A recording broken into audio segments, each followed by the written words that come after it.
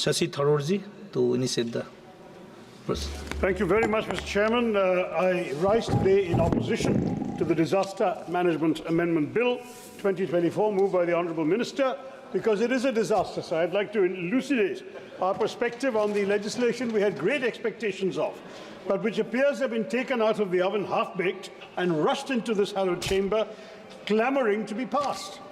That this bill is even being debated in Parliament is miraculous because, as several of my colleagues in the opposition pointed out in the first week of August, 1st of August 24, when the Honourable Minister of State introduced this bill, this legislation was brought under entry 23 of the concurrent list of the Constitution. Now, Mr. Speaker, you don't have to be a constitutional expert to realise that social security and social insurance, employment and unemployment, which is the subject of entry 23, does not even remotely cover disaster management. It's another matter that had the government actually tried legislating on the issue of unemployment, unemployment in India might not be in such disastrous shape. But chalo, par chalenge koi nahi, we will carry on, sir. But anyway, here we are with a speaker, with a bill hurried into Parliament on a constitutionally untenable, federally unviable ground, and with a host of other drawbacks that diminish even the little imagination and innovation that the centre has sought to display. Now, before the Treasury benches accuse the opposition of opposing just for the sake of it, let me reassure them that I find myself in agreement with the rationale for this bill that the Minister has just explained.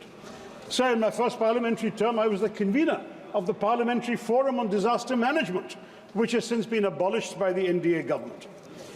Yes, the Disaster Management Act of 2005 was in need of rigorous reform.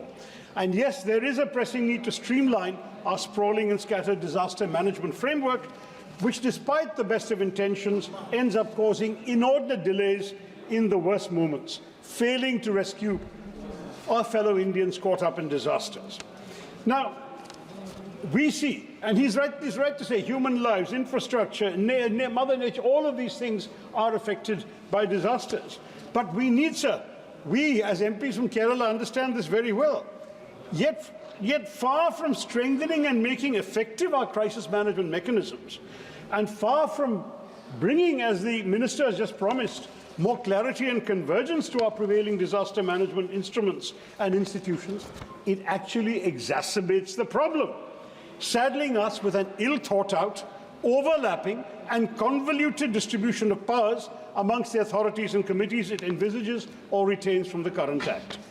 The net result is a greater centralization of the Disaster Management Act 2005 and a top-down approach that will create a chain of command so complicated and heavy that it may collapse under its own weight before even mitigating, much less preventing, any horrific disaster like the landslides in Wayanad, which were the most devastating landslides in Kerala's history.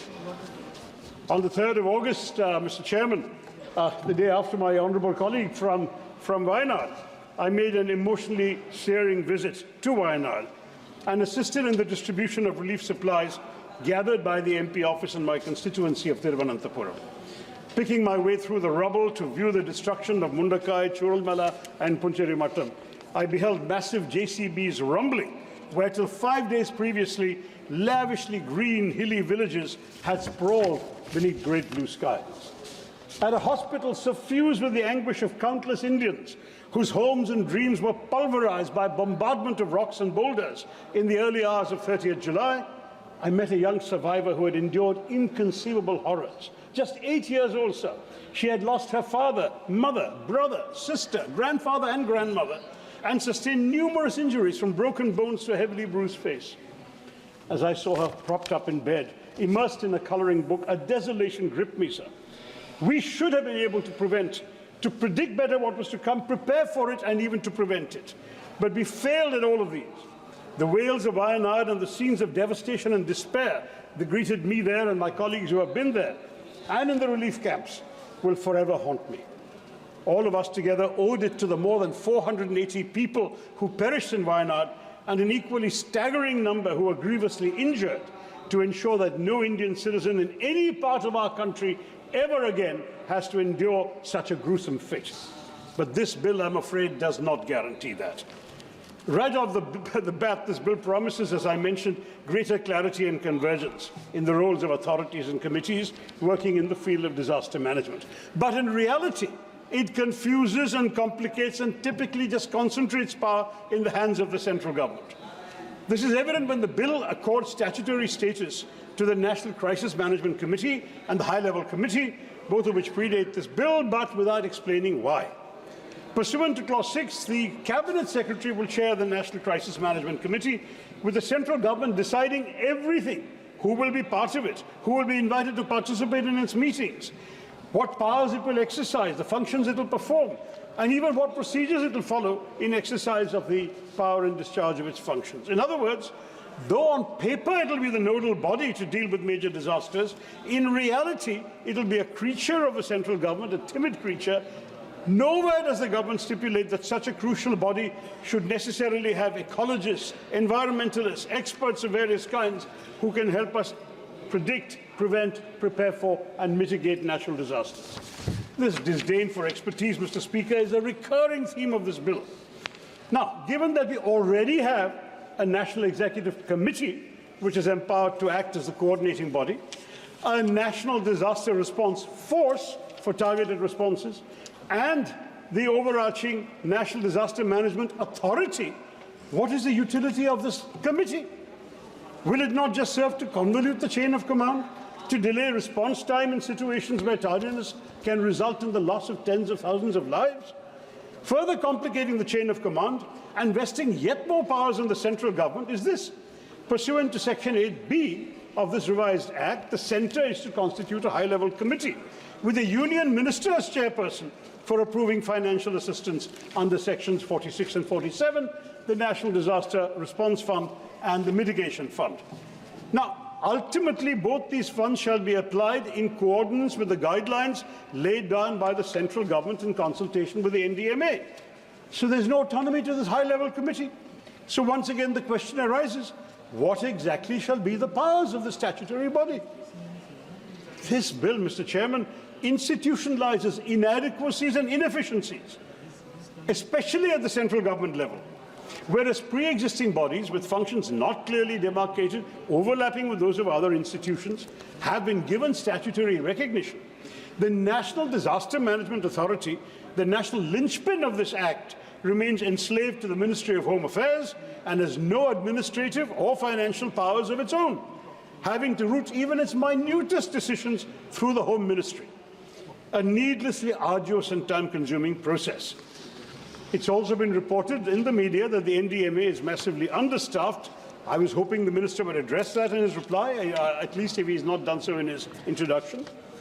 The buck has to stop somewhere, Mr. Chair. And for better coordination of disaster management and mitigation efforts, the NDMA should have been it. They should have been upgraded to a department of the Government of India, even if not to a ministry, but it remains subordinate to the Home Ministry. Even the question of its leadership has not been satisfactorily addressed. It's officially chaired by the Prime Minister. It's normally overseen by Vice Chairperson, who has the rank of a Cabinet Minister. But bafflingly, Clause 3 of this bill says any member of the NDMA is authorized to perform the day-to-day functions of the authority, forgetting that the political heft of a ministerial rank is vital for dealing with states and other ministries and departments of the Union. So, Mr. Speaker, Mr. Chairman, this bill, in its ostensible pursuit to decentralize the decision-making process regarding funds, manages to do something utterly bizarre. It dilutes the entire purpose of a National Disaster Response Fund by removing the specific uses for which the fund was intended. One of the most pressing criticisms of the old Act was the excessive centralization of fund allocation. Many of our states have complained about this, especially when disasters are categorized as severe. The debilitating human cost of such a disaster demands from the centre a sense of urgency, completely absent in the proposed framework. That the centre is bereft of the sense of urgency, let alone of any compassion. It has proved very often, especially when disaster relief funds from the NDRF were casually denied to Tamil Nadu and only disbursed to Karnataka after an inordinate delay. In 2023, when Tamil Nadu and Karnataka found themselves on the brink of catastrophe, they were compelled to move the Supreme Court to access the much-needed NDRF fund. Funds they had a claim to. in Karnataka, and yes, Himachal has been mentioned, others I'm sure will do so. Let me speak of the cases I know. In Karnataka, 196 out of 236 taluks had been officially designated as severely drought affected by the interministerial central team, and the subcommittee of the National Executive Committee recommended financial aid for the state, but despite this, the state, Congress ruled, I admit, had to wait over 6 months to receive the funds, long after the prescribed 1-month period following the IMCT report. This deplorable delay deprived the state of essential resources to protect its citizens and frankly violated their fundamental right to life of the people of Karnataka. Tamil Nadu suffered a similar fate as well, especially in the aftermath of Cyclone Michaung, when there was a complete dearth of necessary funds and the central government was indifferent. Now, while we in Kerala had long been demanding that the Wayanad landslide be declared a national disaster, this request was dismissed in a letter to me by the MOS Home on 10th November, claiming there were sufficient funds in the State Disaster Relief Fund. The justification provided was that existing guidelines under SDRF and NDRF offer no provisions for such a declaration. The lack of financial aid from the NDRF, under the perversely misguided assumption that the SDRF would suffice, has left us in an unenviable position, sir. With no interim aid forthcoming, Kerala has been left with no option but to insist on the declaration of a landslide as a level 3 disaster, which will at least allow for the mobilization of some resources and support. But many of us had raised this much earlier. No sooner had the landslides ravaged Wayanad, I wrote to the Honourable Home Minister on the 31st of July, requesting him to recognise this monumental cataclysm as a calamity of severe nature in terms of paragraph 8.1 of the MP Lads guidelines. So we could have all helped at that time. We could have recommended works up to 1 crore, I beg your pardon, from MP Lads funds. But the request was ignored. The Minister of State wrote to me in early November to tell me that the Interministerial Central Team, IMCT, had visited Wayanad from the 8th to 10th of August, and the central government would take action based on its request. August, sir. They're supposed to take action within 1 month according to the existing Act. To this date, no action has been taken, and no additional funds have been arranged for Wayanad, sir. How can we accept this? Now, this bill, Mr. Chairman, is an excellent case of minimum decentralization, maximum declamation, at which, of course, this government excels. Indeed, even one of the bill's better provisions is undermined by the government's refusal to walk the talk.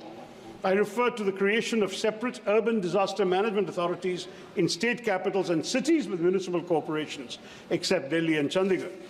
This has been introduced to foster greater coordination than what is possible under the disaster management authorities in our big urban centres. But even while it takes a step which otherwise I would have applauded, the centre fails to provide for any necessary financial devolution, without which this measure will be toothless, sir. While the government appears to have recognized that district administrations across India should tackle emerging threats on their own terms and in line with local conditions, it has overlooked the dismal fact that in our country the total municipal expenditure accounts for barely 0.79% of GDP. Paise kahan hai? Given that this bill focuses on disaster risk reduction rather than post-disaster management, it's crucial that the government realize that urban local bodies need to be financially empowered, as in other countries, to amass resources to institute, equip and run urban disaster management authorities and discharge their risk reduction obligations to the letter.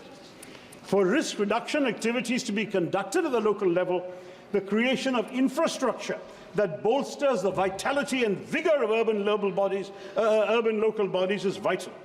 But this bill is silent on the issue, offering no real resources to revitalize India's urban local bodies. Now, this creation of these bodies could have been a good step towards sustainable urban spaces, but it will be useless without effective devolution of finances and authority, Mr. Minister. This needs to be amended, this half-baked provision. Another damaging aspect of this bill: it seeks to weaken the National Executive Committee and the State Executive Committees, staffed to the level of secretaries to the governments of India and the states, which are supposed to formulate national level and state level disaster management plans. If this bill passes, the NDMA and the SDMAs will instead assume this power.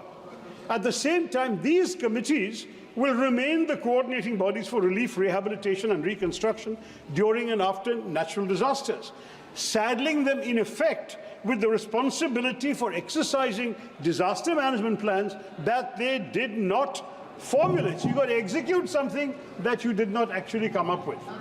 This flies in the complete logic of the original purpose of these committees, which was to foster greater collaboration amongst various ministries of the union and state governments.